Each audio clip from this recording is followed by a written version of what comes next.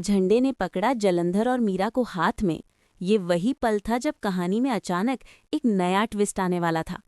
आप सोच रहे होंगे कि आखिर जलंधर और मीरा किस वजह से इतने रहस्यपूर्ण और चालाक नजर आ रहे हैं। जी हाँ, अब हमारे सामने ये साफ हो रहा है कि दोनों प्लानिंग और प्लॉटिंग में लगे हुए हैं और उनके इरादे बिल्कुल साफ नहीं हैं। ये दोनों अब अन्नू और आर्यवर्धन के खिलाफ किसी छुपे हुए मिशन पर काम कर रहे हैं।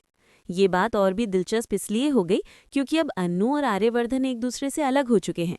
लेकिन सवाल ये उठता है कि ये अलगाव अचानक क्यों हुआ और इसके पीछे क्या वजह है।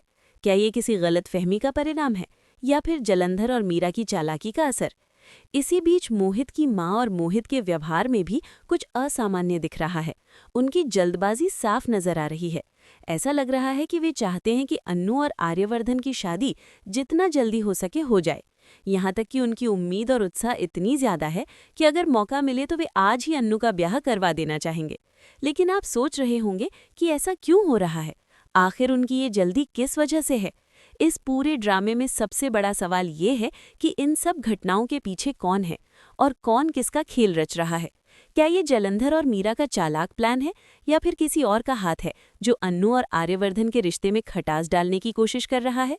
कहानी में आने वाला हर नया मोड़ दर्शकों को हक्का बक्का कर देगा। आप सोच रहे होंगे कि अन्नू और आर्यवर्धन अब क्या करेंगे। क्या वे अपने अलगाव की स्थिति को समझ पाएंगे और इस चालाकी का सामना करेंगे या फिर जलंधर और मीरा के प्लान में फंस जाएंगे।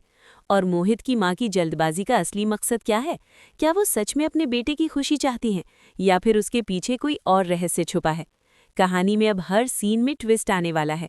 जलंधर और मीरा की हर हरकत, उनके हर शब्द का मतलब अब अन्नू और आर्यवर्धन के लिए खतरे की घंटी बन सकता है। वहीं मोहित